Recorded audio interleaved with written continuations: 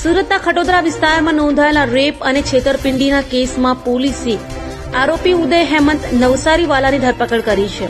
આરોપીએ લગ્નની લાલચ આપી મહિલા સાથે છેતરપિંડી કરી હોવાનો આરોપ છે. સુરતના ખટોદરા વિસ્તારમાં 2024માં એક મહિલા દ્વારા રેપ અને છેતરપિંડીની ફરિયાદ નોંધાવવામાં આવી હતી. આ કેસમાં પોલીસે કાર્યવાહી કરતા આરોપી ઉદય હેમંત નવસારીવાલાની ધરપકડ કરી છે. પોલીસ તપાસમાં જાણવા મળ્યું છે કે આરોપી અને ફરિયાદી એક સમયે સાથે ભણતા હતા. ફરિયાદી અને આરોપી બંને પરિણીત હોવા છતાં આરોપીએ ફરિયાદીને લગ્નની લાલચ આપી હતી અને આ રીતે તેમની પાસેથી રૂપિયા અને દાગીના પડાવી લીધા હતા. એટલું જ નહીં, આરોપીએ ફરિયાદીને તેના પતિ છૂટાછેડા લેવાનું પણ કહ્યું હતું અને ત્યારબાદ તેને દગો આપ્યો હતો. ફરિયાદીએ આરોપ લગાવ્યો છે કે આરોપીએ તેની સાથે આશરે 2 કરોડ રૂપિયાની છેતરપિંડી કરી છે. આ સમગ્ર કાવતરું આરોપી ઉદયે તેના મિત્ર વિતરાગ સાથે મળીને ઘડ્યું હતું. આ કેસમાં અગાઉ વિતરાગની પણ ધરપકડ કરવામાં આવી ચૂકી છે. હાલમાં પોલીસ પકડાયેલા આરોપી ઉદયની પૂછપરછ કરીને આ કેસમાં વધુ તપાસ કરી रही है. खटोदरा पुलिस स्टेशन में 2024 में एक एफआईआर दर्ज हुआ था जिसमें भोग बन्नार है, वो एक शादीशुदा महिला थी. उसका एक स्कूल का क्लासमेट था जिसका नाम उदय हेमंत भाई हसमुखलाल नौसारी वाला. ये एचपी गैस की एजेंसी चलाता है. ये दोनों ही शादीशुदा थे. ये उदय ने भोग बन्नार को अपने प्रेम जाल में फंसाया और साथ में उससे मित्रता बढ़ाई, मित्रता को प्यार में बदला और भोग बन्नार का सबसे पहले डिवोर्स करवाया कि हम दोनों साथ में रहेंगे, मैं अपनी पत्नी को डिवोर्स दूंगा, तुम अपने पति को डिवोर्स दे दो. ऐसा करके भोग बन्नार का उसने तलाक करवाया.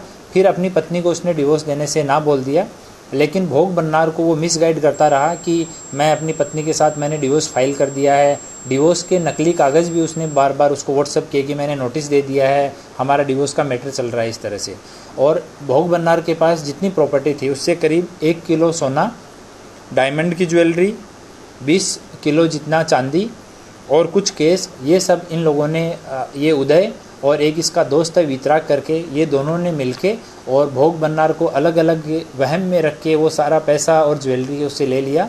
एक बार इन्होंने अपने घर पे आईसीयू जैसा सेटअप किया और उसका वीडियो और फोटो भोग बन्नार को भेजा. उसको बताया कि मैं आईसीयू में एडमिट हूँ, मेरे ब्रेन स्ट्रोक आ गया और मुझे पैसे की ज़रूरत है. और हर 3-4 दिन के बाद में वो पैसा एक्सटॉर्ट करते रहे.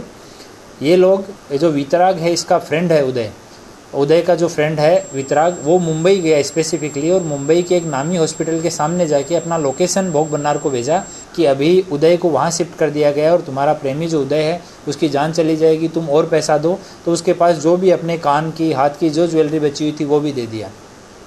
थोड़े दिन बाद इन्होंने फिर से भोग बन्नार को कि अभी मैं ठीक हो गया हूँ और अभी हम दोनों पति पत्नी तरीके हमें साथ में कहीं शिफ्ट होना है, तो हम अडाजन में एक फ्लैट देखते हैं.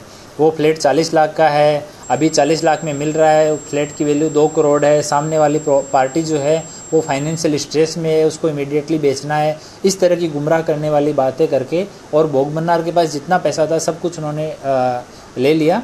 एक तांत्रिक को भी बीच में इन्होंने बुलाया और तांत्रिक को बुला के भी कि इसके ऊपर काला जादू है उदय के ऊपर, वो भी दूर करवाना है. ये सब भी बातें इन्होंने की. लास्ट में ऐसी स्थिति आ गई कि भोग बन्नार के पास कुछ नहीं बचा. जब तक उसके पास पैसा था उस लोगों ने उनको उस तरह से राउंड अप कर लिया कि फ़ोन, मैसेज, मिलना, किसी और आदमी से टच भी नहीं होने देते. ये पूरे टाइम उसके चारों तरफ घेरा जैसा बना के रखते थे. फाइनली भोग बन्नार हमारे संपर्क में आए तो गुनाह दाखिल किया गया. रेप और चीटिंग की वेरियस जो कलम है उनके तहत, फॉर्जरी के, क्योंकि उन्होंने बहुत सारे फोर्स डॉक्यूमेंट बनाए थे, उसके तहत एफआईआर की गई. वितराग को पहले अरेस्ट कर लिया गया था और उदय जो है उसके नामदार हाईकोर्ट गुजरात में उसने कांटेक्ट किया तो ऑनरेबल हाईकोर्ट का डायरेक्शन आया कि उदय जो है वो इन्वेस्टिगेशन में कोऑपरेट करेगा और उसको अटक नहीं किया जाए बिना हाईकोर्ट की परमिशन के. लेकिन बाद में भी उदय इन्वेस्टिगेशन के लिए हाजिर नहीं हुआ. हमने नामदार हाईकोर्ट को भी रिपोर्ट किया तो उसका सब जगह से बेल जो है वो कैंसिल हो गया. अभी वो कल पुलिस स्टेशन में एक एडवोकेट के साथ में हाजिर हुआ है, उसका इंट्रोगेशन अभी चल रहा है. इन लोगों ने मिलके फेडरल बैंक जो है वहाँ से वो गोल्ड रख के 45 लाख रुपए का लोन ले लिया. उदय का पहले का कुछ का इधर उधर का हिसाब किताब बाकी था वो उसने चुका दिया. कुछ और लोगों को इसने कुछ पैसा दिया हुआ था, जहाँ गोल्ड रखा हुआ था, किसी से पैसा लिया हुआ था, वो सब करके इस पूरा जो ये अमाउंट है ये आज की वैल्यू में करीब 2 करोड़ रुपए का अमाउंट होता है. और 2 करोड़ जितना इन लोगों ने भोग बन्नार को भुलावे में रख के उसको प्रेम में फंसा के ये सब उन्होंने ले लिया और उसमें से 60% जितना रिकवर हो गया है.